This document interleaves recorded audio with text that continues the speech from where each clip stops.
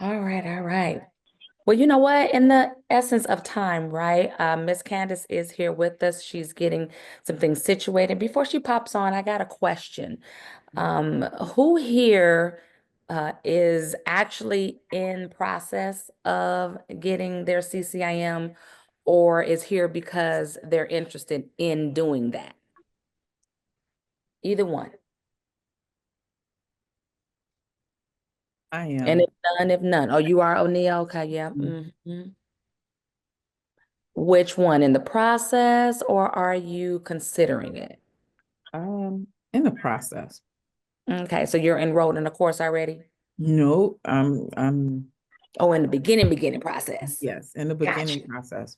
And then one of my Lovely. questions too I had was I want to renew the membership. I want to make sure that I'm doing that the correct way. So Absolutely. And Miss Cynthia Hayes can certainly assist you with that. I don't know if she's going to drop you a link or run by your house knowing her. This is a busy woman. You hear me? Hey, every single one of them got emails because of the check-in on Monday. We appreciate her so much, her and her team. I'm pulling up So Terry now. said she's considering it. Okay. Sorry. And Terry says she's considering it. Okay, awesome. This is where that information is going to come from. I'm sorry, I got to remember the cameras over here. Y'all just looking at the back of my head. Ain't said nothing. I'm Hello. just going to make sure that we get the information that you all need right here. And we're so happy that you're even considering it. Like I said, Cynthia help you with that membership. But one of the things, as you know, in the mentorship program that we have, this is our second one, you get a complimentary membership for your first year so that you can reap the same benefits as members and aspiring members, whether you want to be a volunteering member or acquiring the PIN. FCCIM. This is what that looks like. And the benefits only continue to get greater the more that you buy into the investment in yourself with a lot of things that we share. So this is one of those investments of your time to hear someone who's been there and done that and have a direct connection to ask whatever question you need to guide your path to where you want to go. So we definitely hope you enjoy it. We know she's going to have some nuggets to share. Everyone so far prior to now has done that, and I replay so much of it in my head when I jot down a note of something that someone said. I use it. I'll put it in the beginning of my Bible or my little book that I like to keep with me. I can see my book that I like to read sometime just to get my mental together. And I'll put a note in there from something someone said in one of these sessions because it resonates and it's relatable to where you're trying to go in your path and me attempting to go for the pen as well.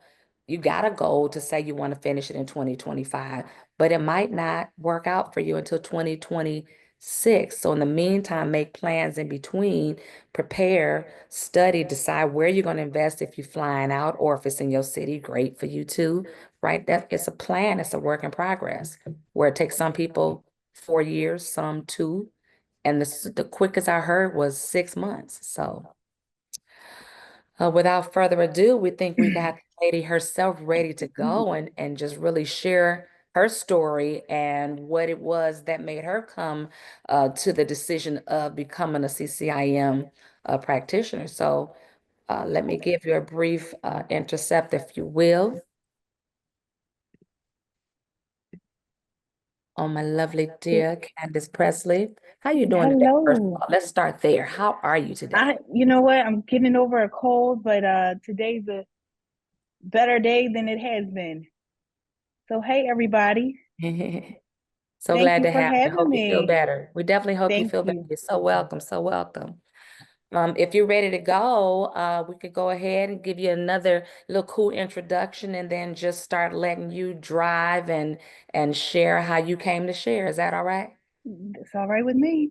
All right, Miss Candice Presley. She is one who has devoted her adult life to the real estate industry, beginning her career while she was in college by obtaining her real estate license at the age of 19 and swiftly progressing to earn her broker's license.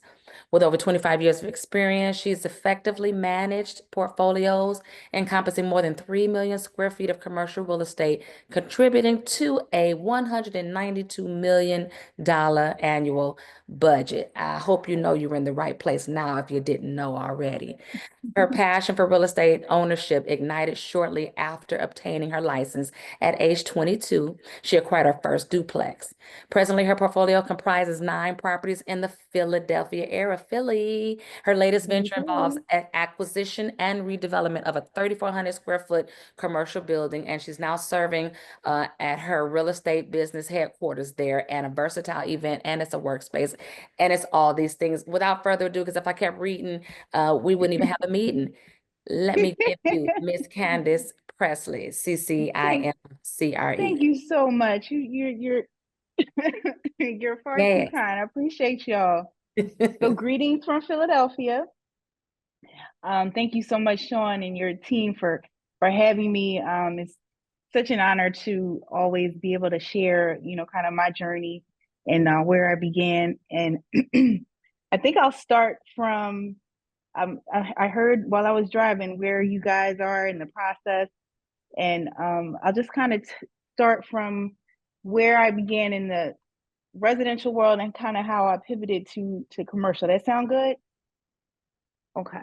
So when I started out, like Sean said, when I got my real estate license, I was doing my undergrad at Temple University, and my major was real estate. So I got my license while I was there and just kind of started to work while I was obtaining my undergrad degree.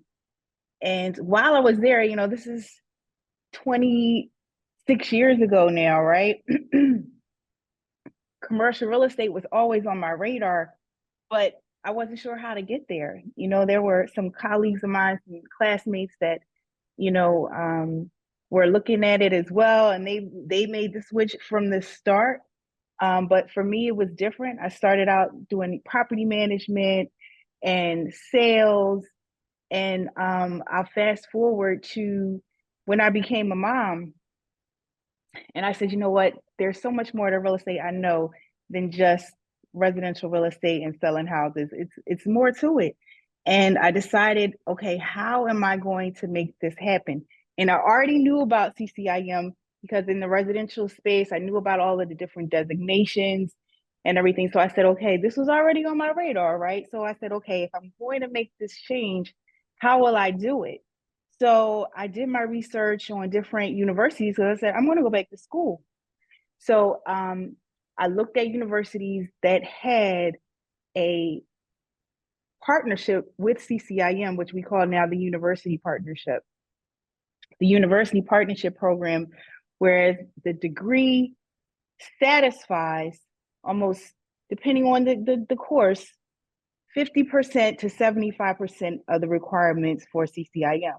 So I said, okay, this is a strategic move. I'm going to kill 2 birds with 1 stone. I'm going to get my master's degree, and I'm going to make significant progress towards that designation. So that's what I did.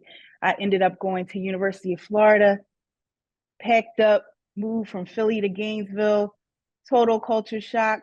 My son was 3. He wasn't even potty trained.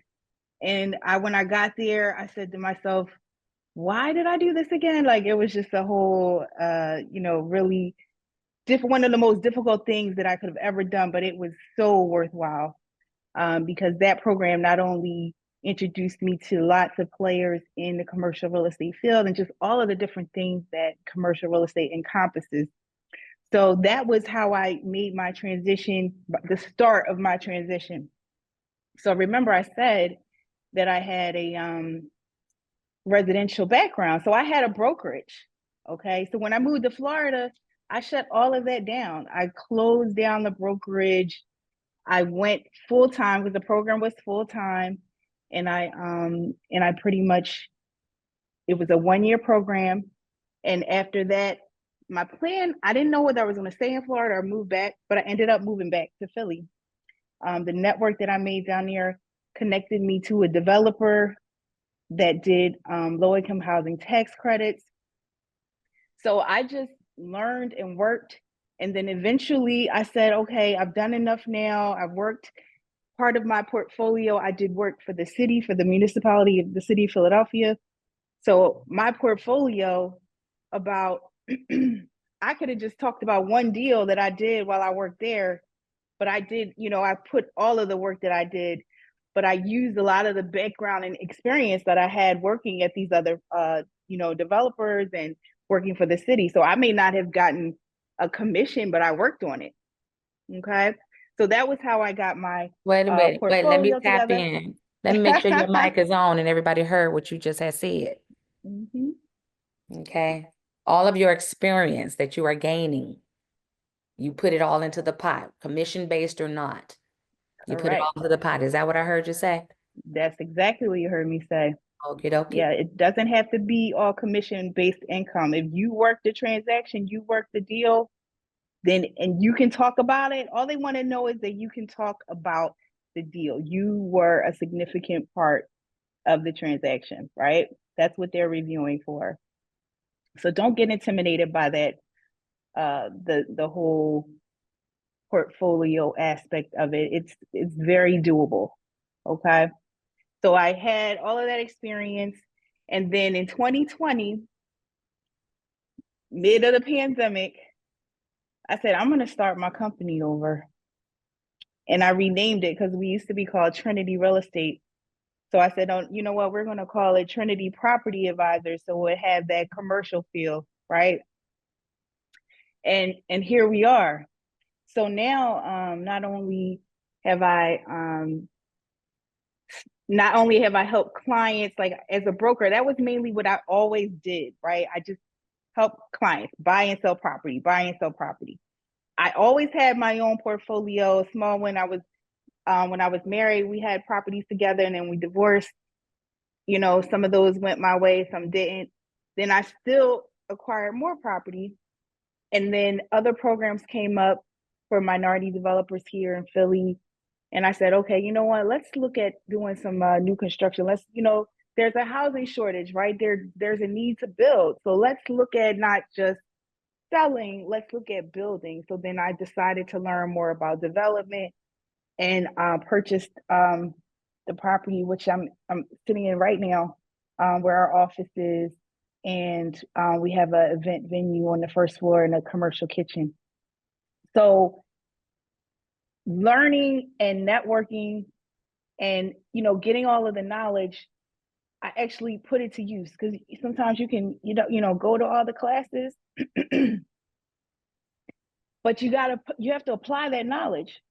So, taking the courses and obtaining that knowledge and putting it to work has been so beneficial, not only to my my portfolio, but it's actually helped me help my clients, because I feel like, how better can I show you how to do it, because I've walked through it. You understand what I'm saying? So I put together, a checklist on how to, finance your commercial deals.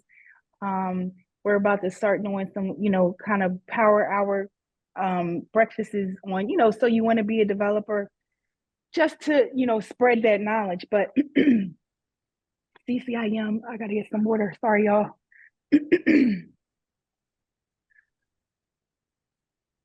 No worry, take your time. She said a mouthful. She said a mouthful, and I'm thinking you all heard what I heard. I see Peter said he's considering the CCIM pen as well. We will have questions for Candis while she's getting some water. If you have any questions, put them in the chat. We'll go ahead and get to it.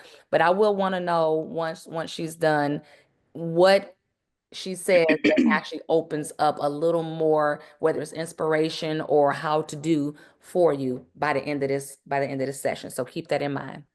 Okay, go ahead, Candis. Okay. So having access, so for instance, whenever I go to an event, a CCIM event, I always meet someone, I learn something, I gain something. Going to our governance meetings, I was at, they have all these, receptions and everything. I met this developer from the Seattle chapter. and I was telling him about a project. So this started out as a listing, and I said, well, I started doing the numbers because, as professionals, we're going to do all of the legwork. We have the skill set to list the property and all this, all of these things. So I said, okay. I started looking at it and I said, this would be a great project to do a new construction, 19 units. That's what the proposition is. So when I met him at the event, I said to him, would you mind looking at my pro forma, maybe later on for drinks or something? Could you look at it? I want to see if I'm on the, right track. We met up the next day for lunch. He went through my whole pro forma. Not only did he give me pointers, he gave me some templates from his own developments that he did on how to put it together to get investors to invest in my project. I mean, I walked away with so much information in an hour sit down for lunch and drinks at a CCIM conference. And folks are always willing and welcoming to you whenever I go to these meetings. So I say all that to say the knowledge, the network, and all of the prestige with the pen is so worthwhile. Now I'm serving on national committees. I'll be 2025 chair of diversity. I'll be vice chair of the university outreach. On the local board, I'm the treasurer, so I'll be on the ladder to be the president of our local chapter. And it's, you give and it comes back. You go to these events, you're volunteering your time, and I get business, I get referrals, and it's been very, very gratifying, I would say that. So let me just talk a bit about diversity. So part of the Institute's diversity initiative, I'm sure you probably already know. If you don't, have you heard of the Cultural Diversity Education Program, CDEP? Okay, good. If you haven't signed up, you need to, okay, because that's where you get discounts on your courses. Now, right now, all of the courses 101 through 104 are discounted. Foundations courses also discounted. So you want to make sure that you're in that program. And then once a year, once you complete 101, they have a scholarship where you can get all of the rest of your courses paid for, and the review course and the exam. So this past year, we had over 41 applicants, the most ever. And I believe it was 7 or 8 got awarded. And I mean, these are some really dynamic, it was really steep competition. But all of them were awarded the scholarship, so they'll be getting the rest of their courses paid for. And I'm sure Illinois, you guys have some scholarships as well from your Illinois chapter. Take advantage of all of that, all of those opportunities to get you. I did the CDEP as well.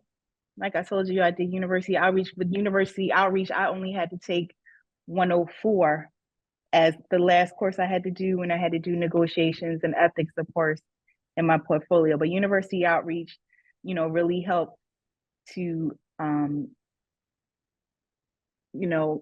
didn't have to do all of the courses 101 through 103 because my master's program, satisfied that. So ask away. What questions you have for me? Now, what I do want you to do is go back, because remember, we do have new people to CRE mentees on here. And so you mentioned that you asked someone to review your pro forma. Can you go into just a little bit of depth about what a pro forma is? Okay, so your pro forma is your income expense summary on a project. And, with commercial real estate, it's kind of where it all begins, right? Where you start to look and say, is this feasible or not, right? So you're going to have all the income that you're going to derive from a property, any of those anticipated expenses for the year, and then you're going to get what we call the NOI, net operating income.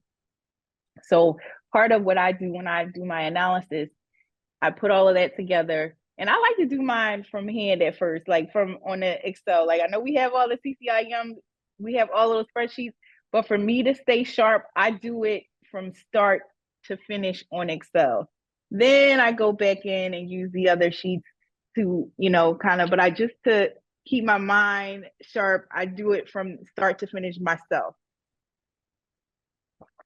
And you want me to show you guys one, or you just want me to talk about it? We got time This today. one. All right. Hold up. Now I got to get on my computer now.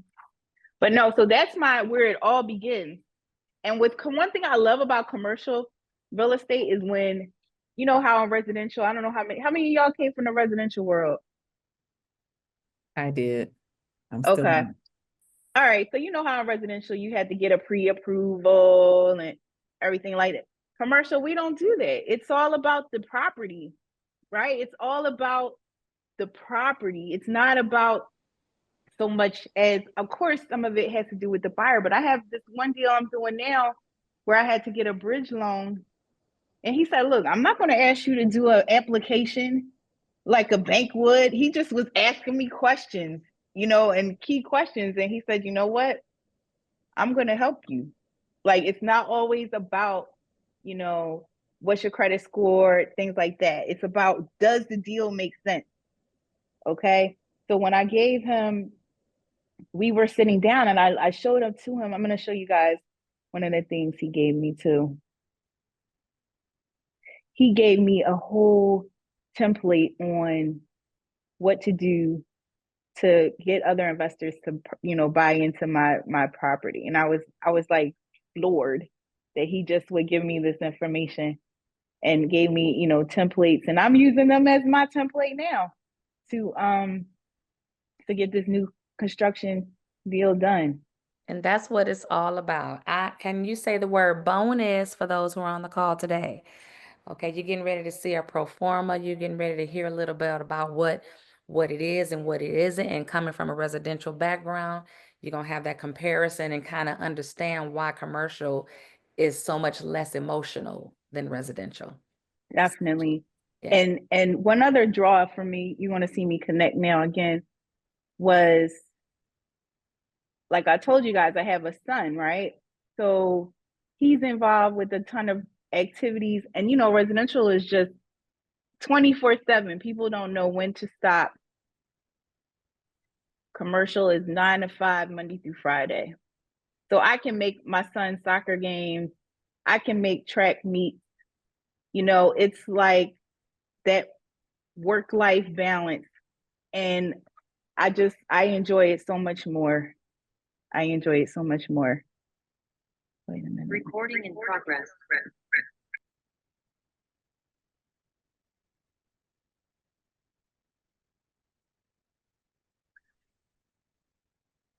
And so while she's waiting, even though I know we said we wait for questions until the end, but since we've got her logging in, any questions from anyone, feel free to pop them in the chat, or we got a little time if you wanted to pop in. Because this is some good stuff. You can go off your experience, and then you can go ahead and get your master's degree, which I was in a program like that, Candis, here in Chicago, and we had a partnership with Roosevelt University. Now it's with Columbia, but I went through when it was with Roosevelt, enrolled in it was the real estate course. I did a dual. I can't remember what the other one is, but it was basically training and development, a master's in training and development, right? Okay. Since I was in the mentorship program. And long story short, it was during the pandemic, so I could do everything online. Once the world started opening up, if you will, then the director of the program decided that it could no longer be done online and I had to go in person. Great, I'll come in person. I had to shift some things around, but fine, I'm enrolled already. I done got my books. Then they said, well, but then now you have to actually, everyone has to have the shot to come on campus. And I personally declined to get the shot at that time. And I just had to basically end my coursework because I had to be in person. And then on top of that, I had to have the shot, which I declined to get. So they would not let me finish that degree. But on a happier note, That program exists through Columbia. Anyone can apply if you in line like Candace was to get your master's degree and have some of those courses knock off some of those requirements through CCIM because it equates. So Right. And then if it's a good nugget. course, if it's a university that's not in the partnership program, we can get it in there. Yeah, So love that. that's part of the duty of the committee, which I serve on, is to get the university signed up. Because lots of times what we see, Good to know. the students don't necessarily know about CCIM, you know, but that's a whole nother thing. We're going to try to do more interaction with the, you know, the university students and the CCIMs in their area. But definitely, if there's a program or a university in Chicago that's not already on our list, you let me know and I'll tell you what we need to get that school approved so you can get those credits. If you're in a master's program or something out in Chicago, let me know. Okay. Perfect. How do Good you to find know. out who's on the list? So great question. I'm gonna put in the chat the link to the university outreach.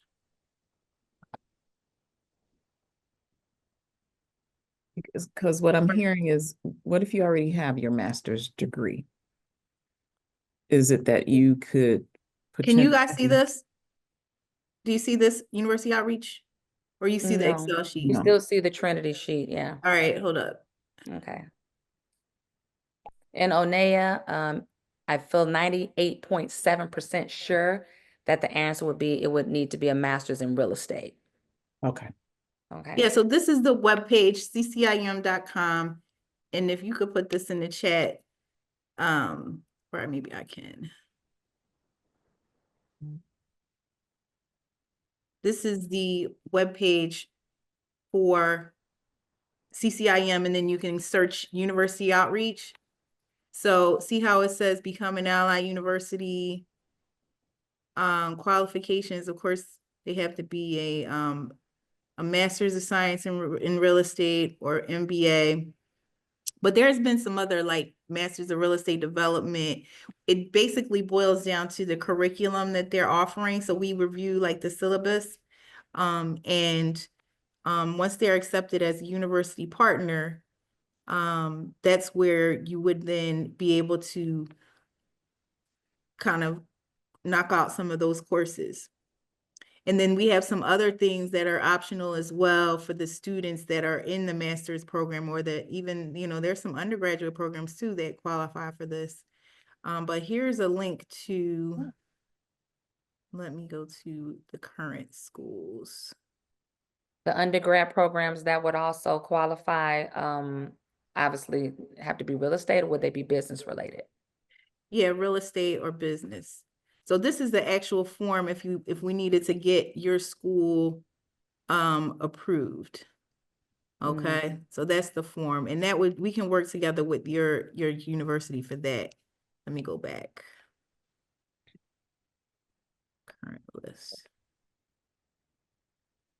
Okay. And you dropped the link in the chat, so the link is in the chat there for Yes, you I to get to did. that page that she's on right now. And as we always tell you, Here peek we around go. in all these sites and see what you can see out there now that you have access, now that you have knowledge and awareness of it existing, right? Pillage through all this information. Some of it we put in the handbook, but a lot of it is to just to direct you and guide you to the site and dig deeper and find more because it's all there available for you. So see, DePaul has one that's in Chicago. This is the current list of all of the master's DePaul programs. was one as well. Matter of fact, I think they were one of the See, first look, there's real estate Roosevelt. programs here. See, Roosevelt is already in there. Yeah, that's the school that I was in. Right. Yeah, and now Columbia is on the list, right? I believe it was Columbia, Roosevelt, and DePaul. Yes, Columbia, yes. Okay. Mm-hmm. And like I said, if they're not, We know what to do. Yep, we can, everything is possible. We just have to look and, you know, they have to start the process. Fantastic. Now we've got more eyes and understanding and knowledge on how we can spread our wings in various parts of the country on this list for people who are already enrolled in the program, getting ready to enroll in the program, Mm-hmm. just to make sure that they are able to, and interested in CCIM, they're able to go through the system the way they need to either get their school added or just learn about one being there. This is good Absolutely. top-notch stuff, top-notch. It was a strategic plan for me because I mean it's expensive. You're investing in yourself, right? Sure. So you might as well make it work for you. Might as So well, in more ways than one. exactly, Yeah. exactly. So I just spoke last year, or actually earlier this year at University of Florida. I put together a panel of CCIMs, and it was amazing how the number of students, they were actually, getting their license. They did not know, about the benefits of, being a CCIM. I've been in situations, even interviewed for jobs or interviewed for, or trying to get a client, and they were like, oh, I was working on my CCIM. Like, you know what I mean? It's very highly recognized, very highly recognized. So let me go back. But let me pop one of these questions on you real quick, and then after I get this question on you respond, we want to have you pop that pro forma back up and maybe spend about 2 minutes just kind of showing them what that looks like and what it is again. Okay. Sure. So your specialty, what would you say your specialty is? I know you mentioned property management. I know you mentioned development. What would you say your specialty is? And what are a few insights you can share with us about that particular specialty or specialties? So as a property class, I would say I've been doing more mixed use. I just posted earlier today. I would say mixed use and consulting and more advisory work, the property type, like for instance, for me as a small business owner, when I was looking at a location, it was conducive to me to have something in addition to what my business is going to use for the space, is having additional income streams, right? So having a property that can fulfill different needs. So I've done and I'm in the works of doing more mixed use kind of development. So helping in that capacity for my clients as well as myself. I'm doing, like I said, the pro forma I'm about to show you is a multifamily. So that's affordable housing apartment building. So those are the areas that I've done more work in. But originally, when I first started out, I did a lot of retail. I did leasing. Okay, I did retail leasing. I worked for a owner operator that had 3 million square feet of retail. He had a whole like shopping mall, and I was the leasing agent.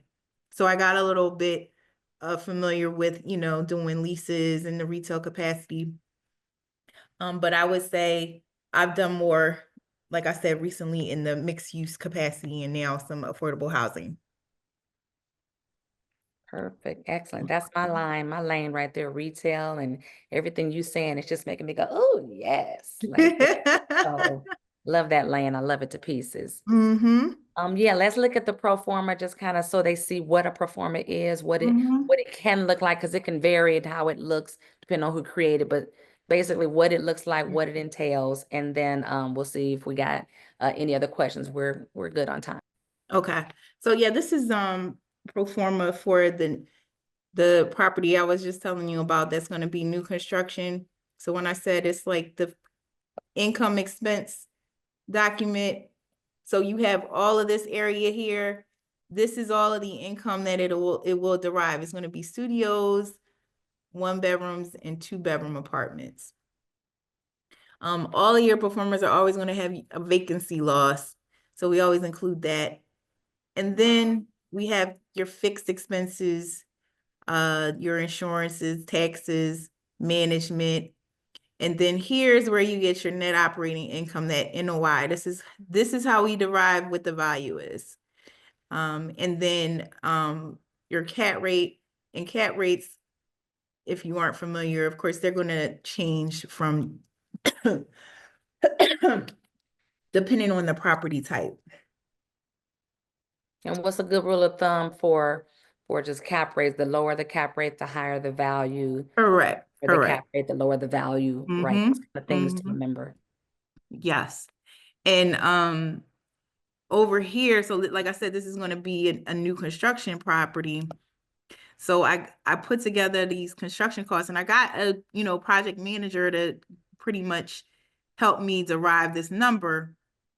And then all of these other areas here are what we call like your capital stack. So where are you going to get the funds, right? So there are a few different funds that I'm going to use to do this, but these are a couple of the different areas that I'm going to use to finance this. Now, this number right here, that service coverage ratio, this is like a really important number that lenders like. And I really want to, I got to kind of tweak this some more because I need this number to go up some more. Because this is how they figure out, okay, they like for this number to be like 1.15 or 1.2. And I don't want to like get into the weeds too much, but it basically derives, okay, after your mortgage is paid, what percentage is left, right? So if you see right here, this is what the monthly mortgage would be, right? 15,000. So although I already sent it to a few lenders and they were fine with it, but for me, I want this number to go up. And it's kind of like a tug of war with some of the other fixed expenses, like insurance right now is a really big issue. Insurances are much higher, since all of these hurricanes and things. It's like it's tough getting these buildings insured at a reasonable rate. So this is one of the pro formas. And when I started looking at this property, this is the first thing that I did before I talked to anybody. I did one of these and it didn't look as pretty as this. It started out looking a little more rough, but then I had my assistant help me tweak it and everything like that. But this is what it all starts at. This is your pre-approval right here for the for the residential folks. Now, I also want to show you one other thing real quick. I put together a checklist on how to finance your deal because, like I said, I'm helping clients in their, quest to.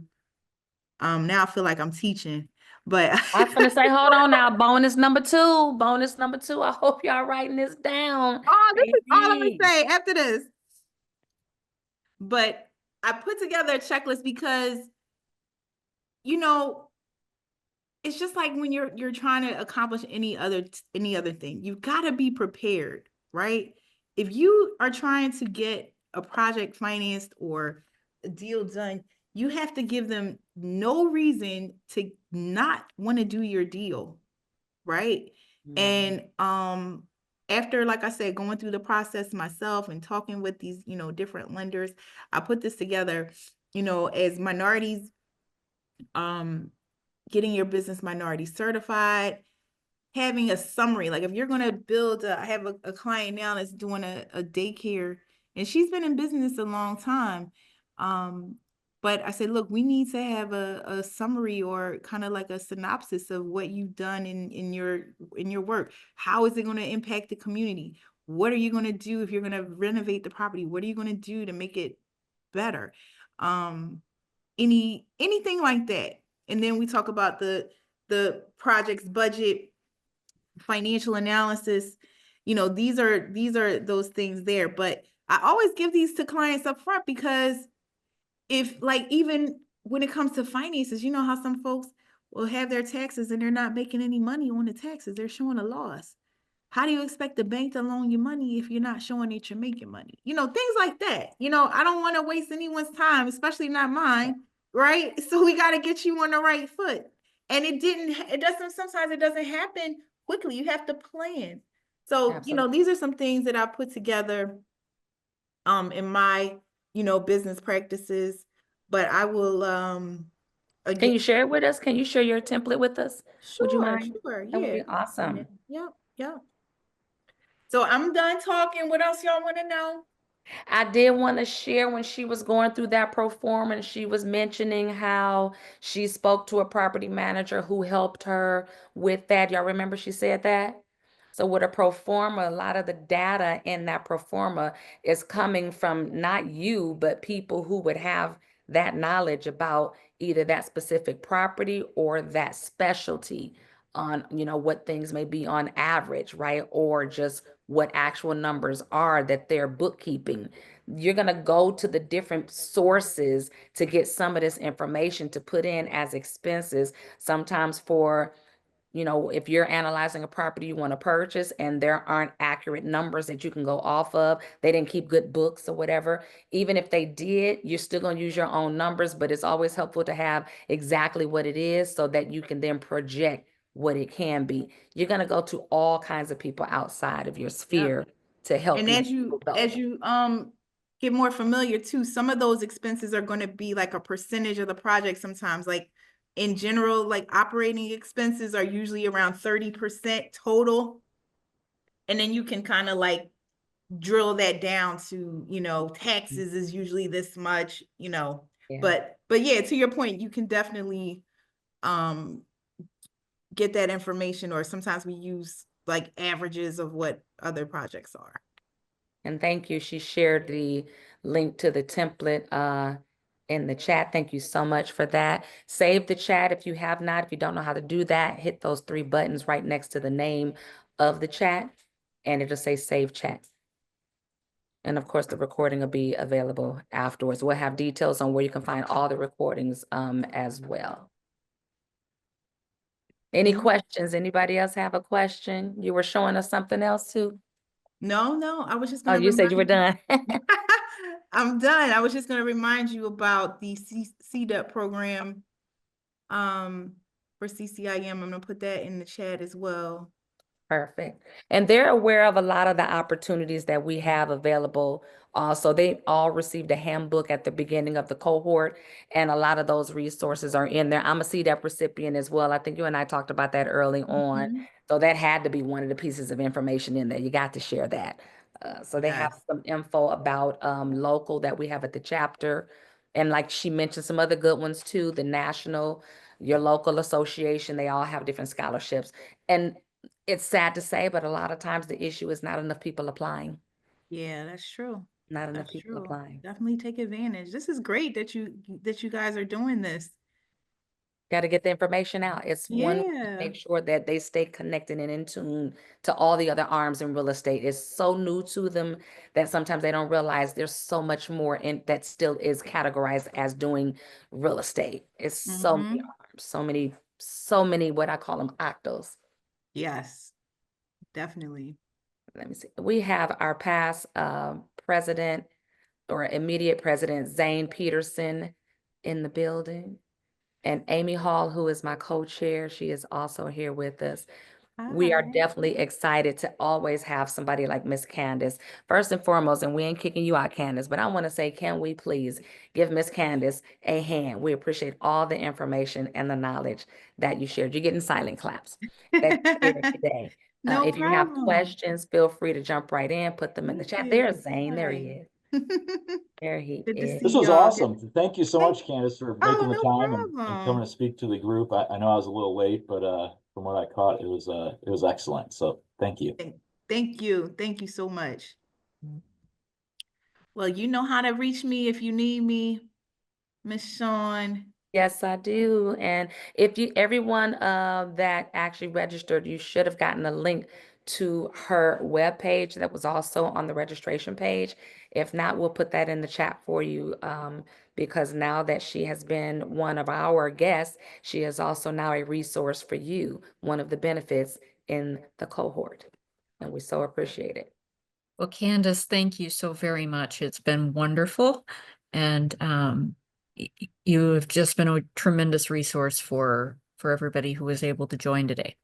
Not a problem. My pleasure. I'm happy to do it. And stay involved, ask questions, and don't give up. I have a question. Is it possible to share perhaps a blank template of the Yeah, I proposal? saw that. I have to get my I have to take all the info out, but yeah, I could probably get that over to you.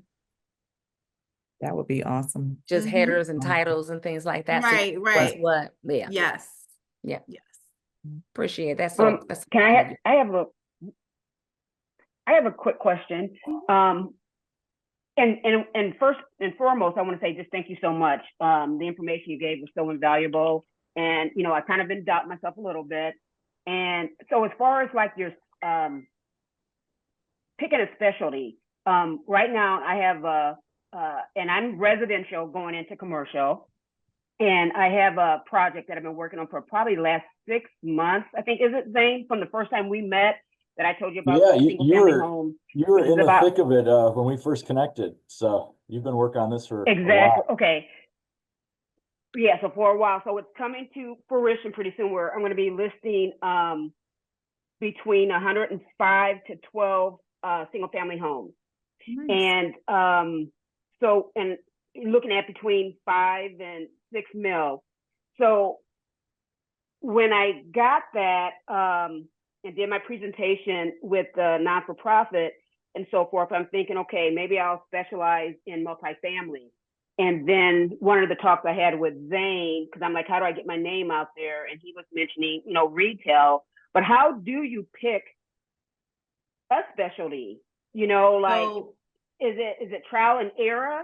Like I the say it's different. trial and error. I started when I was in grad school, I said I wanted to, you know, go into multifamily. Like that was kind of the golden child at the Okay. time. But then I ended up going into retail. You know, it's kind of like you have to learn by doing. You know, when I first Okay. finished grad school, like I said, I worked for a developer that did all tax credit, affordable housing, low income housing tax credits. And I was an analyst. Okay. And I didn't like that. I didn't like just being an analyst and doing all of the numbers. Like I worked on the lending side, helping them put together the presentations for the investment committees and all of that. I like being on the side where you can go get the deals, right? But you have to start somewhere. So I learned that. Right. I learned retail, but I really found the kind of like my lane, or I kind of enjoy the mixed use part of things because you can, like, you know, mix Okay. it up and have different you know, different things, because these banks like to see more than one income source. So yeah, I say just learn Okay. by doing. Okay. Thank you. Thank you. Mhm. And before I go, Sean, I just want to share something with y'all real quick. So you know, I grew up here in Philly. I was raised by my grandmother, right? And when I passed my real estate test, I called her up and I said, Grandma, I passed my real estate test. I was so excited, right? And she said, oh, baby, that's great. Now what? So I'm sitting here like, dang, now what? You know, I'm thinking I'm good.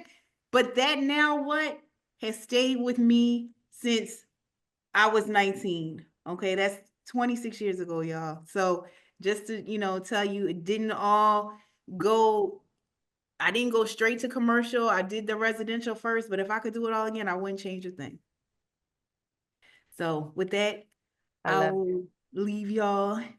Happy holidays. I And love that. Now what? Now what? yes, yes. Thank you. Thank you so much. If there are no more questions, we certainly appreciate it.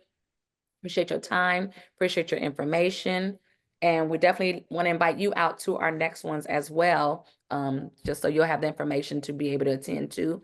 Invite as many people as you want that are serious and interested about a career in commercial real estate. And more importantly, the CCIM PIN and the ways to get to that PIN. I know one thing I didn't ask you, how long did it take you to get your PIN? I didn't ask you that. So I graduated in 2015, and by 2017 I was pinned. Okay. So about 2 years. Okay. I think that's about the same for you, right, Zane? I took a class a year pretty much, so I was on the 4-year track. Okay. Okay, that's right. That's right. Okay. Yeah. All right. But y'all see there's variances. There's varying times on that spectrum to when you can get it done. It's your time. That's when it is. I Your just time. connected with somebody who I'm writing a letter for who took 101 back in 2012. And then just this past year, he finished the other 3 classes and decided to push through. So They don't How many years is expire. that? They do yeah. not expire. There you go. So That's as the long as you beauty. start, you get enrolled. I mean, I think it's powerful just to be a candidate, you know, take a class, have access to the site to do business. It's a powerful platform in itself. Definitely. We've actually got a specialist that's going to be speaking before the year end, a specialist with STDB. So that's going to be amazing. Break it all the way down. Awesome. All right. Well, Well, thank good you so job, much. Tony. Go and You're get back to your welcome. Philly work, and Yes, we'll yes. definitely be in touch because I have some questions about that master's track too. So we'll be in Okay. touch.